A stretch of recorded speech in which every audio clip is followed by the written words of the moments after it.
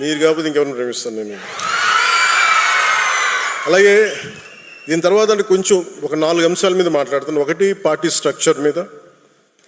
ఒక పుష్కర కాలం తర్వాత 12 సంవత్సరాలు తర్వాత పార్టీ స్ట్రక్చర్ ఎలా ఉండాలి, ఇది ఇప్పుడు పెట్టుకుంది కాదు. 2007లో ఇందాక మన తెలంగాణ నుంచి వచ్చిన ఇక్కడ మన భైరవ్ బాసా సాంబశివుడు మాట్లాడింది 10వ క్లాస్లో చూసి యూత్ వింగ్లో అప్పుడు ఎలా మాట్లాడానో అన్ని స్ఫూర్తి చెంది ఈరోజు మాట్లాడిన సాంబశివుడి మాటల గురించి చెప్తాను.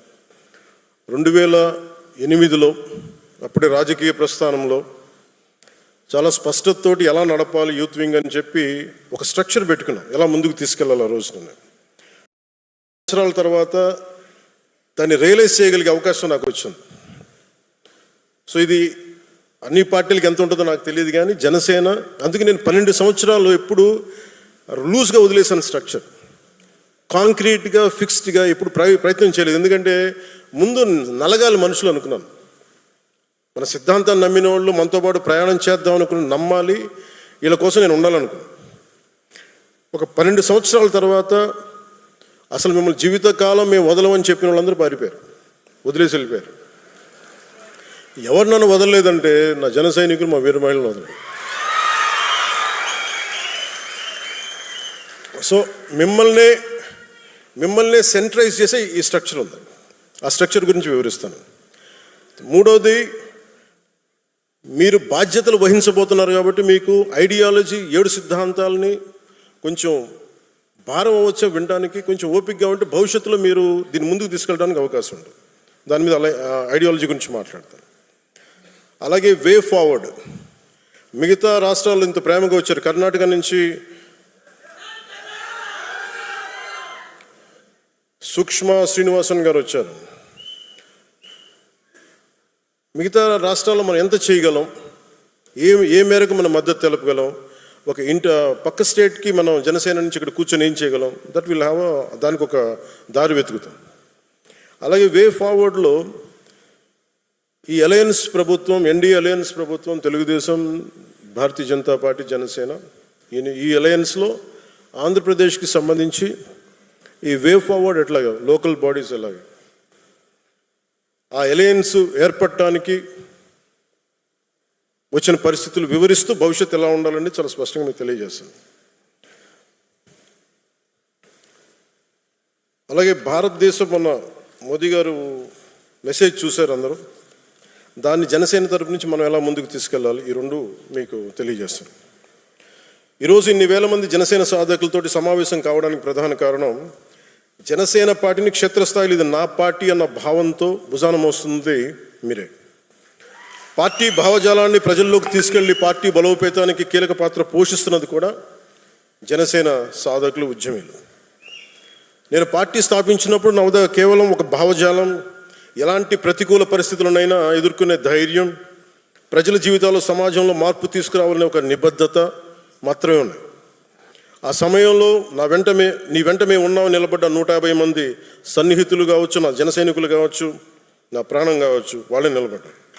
ఈరోజు జనసేన వెంట ఐడియాలజీ, కరేజ్, కమిట్మెంట్ కలిగిన దాదాపు 20,000 మంది సాధకుల సమూహం నిలబడే ఉంది. దాదాపు 21.5 లక్షల పైగా జన సైనికులు, వీర మహిళల్ని ఉద్యమ సభ్యులుగా చేర్చి ఒక్కడిగా ప్రారంభమైన జనసేనని ఈ రోజున 21.5 lakhsతో బలమైన జన సైన్యంగా తీర్చిదిద్దడంలో మీ పాత్ర చాలా కీలకం.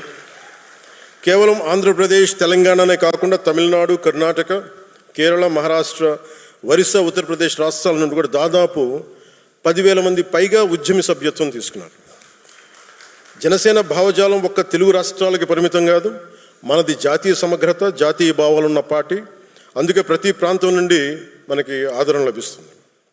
ఒక వ్యక్తికి పార్టీ సభ్యత్వం ఇచ్చి అతన్ని పార్టీ భావజాలం వైపు ఆకర్షించాలంటే ముందుగా మీలో బలమైన నాయకత్వపు లక్షణాలు ఉండాలి.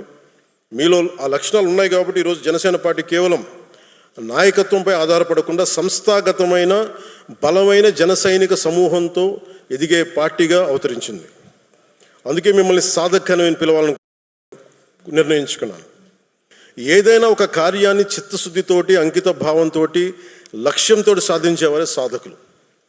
జనసేన లక్ష్యాన్ని సాధించే క్షేత్రస్థాయి నాయకత్వం మటుకు ఇక్కడున్న సాధకులదే.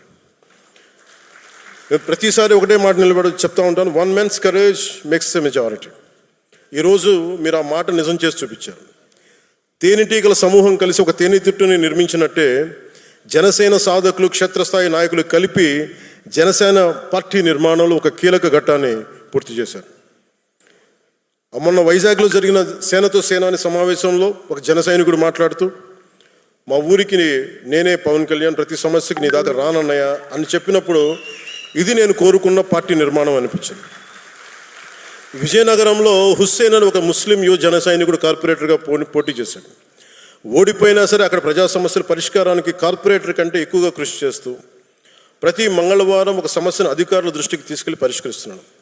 అందుకే అతన్ని మంగళవారం హుస్సేన్ అంటారు. హుస్సేన్ లాంటి పోరాట స్ఫూర్తి ఉన్న వ్యక్తికి ఒక ఆయుధం ఇస్తే ఇంకా బలంగా పోరాడతాడు. ఆ ఆయుధమే జనసేన. ఇలాంటి వ్యక్తుల్ని నేను కోరుకుంటా ఉన్నాను.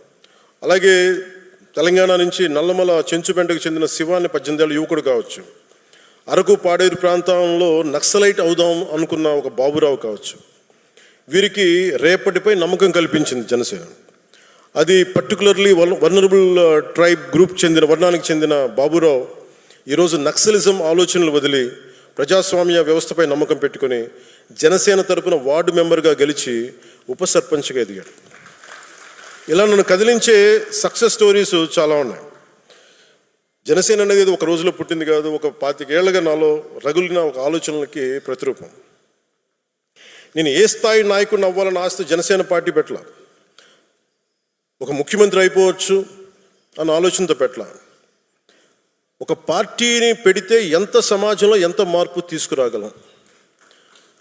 చిక్బళ్ళాపూర్కి చెందిన ఒక ఆడబిడ్డ వచ్చి నాకు అవినీతి పైన పోరాటం చేయాలని, నాకు నువ్వు ఆయుధం అవ్వన్నా, నువ్వు ప్లాట్ఫామ్ ఇవ్వంటే నేను అలాంటి వాళ్ళ కోసం పెట్టాను పార్టీ. కొత్త తరహా నాయకత్వాన్ని ఎలా నిర్మించగలను అన్న తపన జనసేనకి పునాది. ఒక్కడిగా ప్రారంభమైన జనసేన 100% విజయం సాధించిందంటే కారణం ఉమ్మడి పోరాటం. ఇది నా వల్ల సాధ్యం అవ్వలేదు. నా మీద నమ్మకంతో నాతో నడిచిన మీ అందరికీ ఈ విజయాల్లో నేను ఎంత భాగస్వామ్యం నాకుందో మీకు అంతే సమాన భాగస్వామ్యం. ఏ రాష్ట్రానికి వెళ్ళినా జనసేనకి ప్రత్యేకమైన గౌరవం ఉంది. పార్టీ మద్దతు కోరుతారు. అది మహారాష్ట్ర కావచ్చు, తమిళనాడు కావచ్చు, కర్ణాటక కావచ్చు. గత ఏడాది మహారాష్ట్ర ఎన్నికలు ప్రచారానికి వెళ్ళినప్పుడు ఎన్డీఏ అభ్యర్థులు మనం వెళ్ళిన చోట దాదాపు 95% స్ట్రైక్ రేట్ సాధించారు. జనసేన మద్దతు ఉపయోగపడిందని చెప్పినప్పుడు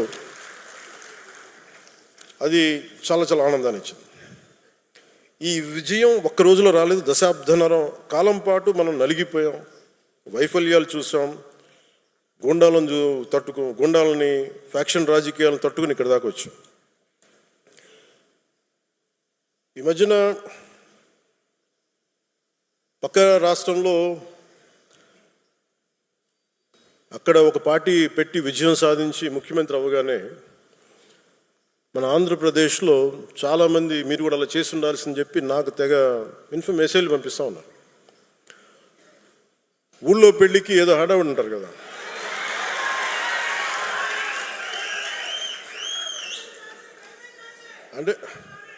అంటే ఎలా ఉండదంటే మనకి సందులోనో ఒక పెళ్లి జరుగుతూ ఉంటే మన ఊళ్ళో చిన్నపిల్లలు పరిగెడుతూ ఉంటారు అటు ఇటు, వాళ్ళ ఇంట్లో పెళ్ళి అనుకున్నట్టుగా. అరే ఆంధ్రప్రదేశ్ పరిస్థితులు వేరు. సరే వీళ్ళు చెప్పినట్టుగానే మనం కూర్చొని 2019 నిలబడ్డాం. ఎక్కడ పెట్టారు? 2 చోట్ల ఓడించారు కదా. పోనీ ఎవరైనా నిలబడ్డారు ఆ రోజున నాయకులు అంటే అందరూ పారిపోయారు కదా. సో అందుకని కంపారిజన్ పెట్టకండి. నిజంగా నేను పదవే నాకు ప్రధానం అనుకుంటప్పుడు 2008లోనే యూత్ వింగ్ కాదు ఎంపీగానే పోటీ చేశాను. 2014లో నేను ఎన్డీఏతో అలయన్స్లో ఉన్నప్పుడు నేను మల్కాజ్గిరి నుంచి ఎంపీగా పోటీ చేయాల్సి ఉంది. బట్ నేనేమనుకున్నానంటే, ఎందుకు చెప్తున్నాను ఇదంటే, నేను ఒక పార్టీని నడపాలి, ఇది సమాజంలో మార్పు పట్టుకురావాలంటే నాకు తెలియాలి కదా కష్టం. ఒక కమ్యూనిస్ట్ నాయకులను చూస్తే కింద క్షేత్రస్థాయిలోకి వెళ్ళారు, నలిగారు, దెబ్బలు తిన్నారు.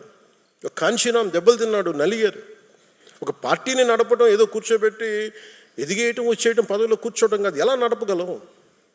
ఒక సమూహాన్ని నీతో పాటు నడిపించాలని నీకు ఎంత సత్తా ఉండాలి, ఎంత అవగాహన ఉండాలి నీకు. నువ్వు ఆ భావజాలను కట్టుబడి ఉంటావా లేదా అనేది మనకు తెలియాలి. అందుకని ఇవన్నీ నిర్ణయించుకొని ఒక దశాబ్దం నేను నలుగుతానని నిర్ణయించుకున్నాను. అది 2007 నుంచి మొదలుపెట్టిన ప్రయాణం 2014, 18 దాకా అలా నడుస్తూనే ఉన్నాను. నలిగాను దశాబ్దం. ఆ తర్వాత 2019 చేశాను. ఎంత గెలుస్తానో తెలియదు, ఓడిపోతానో తెలియదు. బట్ అసలు ఐ వాంటెడ్ ఎక్స్పెరిమెంట్. చూద్దాం ఏం జరుగుద్దాం. దెబ్బ తినకుండా ఏది రాదు. అదే 2024కి దాని గురించి మళ్ళీ వివరిస్తాను మీకు. అంటే ఇవన్నీ నేను ఒక పార్టీని నడపడానికి ఎంత బలం ఉండాలి, ఎంత భావజాలం ఉండాలి, ఎన్ని కఠినమైన పరిస్థితులు ఎదుర్కొంటే తప్ప నేను నడపలేని పార్టీని.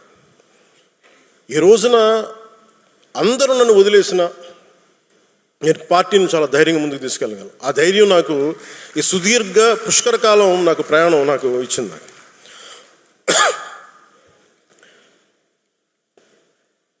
మీలో నుంచి నాకు బలమైన నాయకులు రావాలి. ఈరోజు 100 మందికి సభ్యత్వం నమోదు చేసే స్థాయికి ఎదిగారు. రేపు వారిని ముందుండి నడిపించే నాయకత్వ బాధ్యతలను కూడా మీరే తీసుకునేలా నాయకత్వ లక్షణాలను మీరు అలవర్చుకోవాలి. ట్రెడిషనల్ పాలిటిక్స్ వర్సెస్ జనసేన అనేది ఎలా ఉంటుంది? జనసేన పార్టీని మీరు దేశంలో ఏ ఇతర రాజకీయ పార్టీతో పోల్చలేరు. జనసేన ఒక లెఫ్ట్ వింగ్ కాదు, రైట్ వింగ్ కాదు, అది వామపక్ష భావజాలం కాదు, లేదంటే దాన్ని ఒక రైట్ వింగ్ ఐడియాలజీ కాదు. రెండింటినీ ఉన్న మంచి ఆలోచనల్ని సమన్వయం చేస్తూ ఒక middle path committed ideology Janasena. నేను సిపిఎఫ్ అనే స్టార్ట్ చేసినప్పుడు ఒక భగత్ సింగ్ పెట్టుకున్నాను స్ఫూర్తిగా. చంద్రశేఖర్ ఆజాద్, సుభాష్ చంద్రబోస్, బాల్ గంగాధర్ తిలక్, ఝాన్సీ లక్ష్మీబాయి వంటి యోధులు స్ఫూర్తితో పాటు, పోరాట యోధుల స్ఫూర్తితో పాటు గాంధీజీ గారిను, ఒక నాని పాల్కీవాలా, లోక్నాయక్ జయప్రకాష్ నారాయణ్, అలాంటి సంఘ సంస్కర్తల ఆలోచనలు, నాయకుల ఆలోచనలు, స్వామి వివేకానంద, నారాయణ గురు లాంటి మహనీయులు వారి ఆలోచనలు, ఇలా అనేక అంశాలని సమన్వయం చేసి నిర్మించబడింది పార్టీ జనసేన. సో జాతి పోరాట స్ఫూర్తి, రాజ్యాంగ నిర్మాతల ఆశయాలు నిజం చేయడంతో పాటు భవిష్యత్ తరాల కోసం ఆలోచించే ఒక బలమైన భారత్ని నిర్మించడంలో మనం వంతు కృషి చేయడం, అది జనసేన లక్ష్యం. ఉదాహరణకి కర్ణాటకలో కాంగ్రెస్ ప్రభుత్వం ఉన్నా, ఇక్కడ ఎన్డీఏ ప్రభుత్వం ఉన్నా, రైతులు, అటవీ ప్రాంత ప్రజలు ఏనుగులు దాడితో ఇబ్బందులు పడుతున్నారని తెలిసి కర్ణాటక ప్రభుత్వంతో చర్చించి కుంకి ఏనుగులు తీసుకురాగలిగామంటే జనసేన మాట్లాడితే అది మనల్ని విభేదించే కాంగ్రెస్ నాయకులైనా చాలా సెన్సిబుల్గా మాట్లాడితే పంపిస్తారని అనటానికి ఈరోజు మనకి ఆ కుంకి ఏనుగులు ఇక్కడ తీసుకురావడం. వ్యక్తులపై ద్వేషంతో రాజకీయాలు చేయదు జనసేన. ప్రజా సమస్యలపై పరిష్కారం మన ప్రథమ లక్ష్యం. జనసేన 7 సిద్ధాంతాలని మదనం చేసి రూపొందించిన కొందరు జనసేన ఎందుకు కులాలు మతాల గురించి మాట్లాడుతుంది, మళ్ళీ కులాలకి అతీతమైన రాజకీయాలు అని అంటూ ఉంటారు.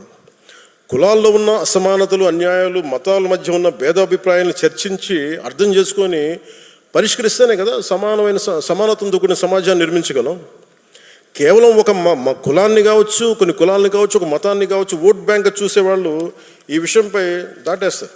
నాకు ఆ భయం లేదు, నాకు మొహమాటం కూడా లేదు. నాకు అరకులోని పీవీటీజీ వర్గాలు, శ్రీశైలం అడవుల్లోని చెంచులు, సరైన గుర్తింపు లేని బుడగ జంగాలు, గౌరవం కోరుకుంటున్న రెల్లి వర్గాల కోసం న్యాయం జరగాలి నేను బహిరంగంగా మాట్లాడతాను. ఆ విషయాన్ని మీరు అర్థం చేసుకోవాలి, అర్థమయ్యేలా మన ప్రజలకు వివరించగలగాలి.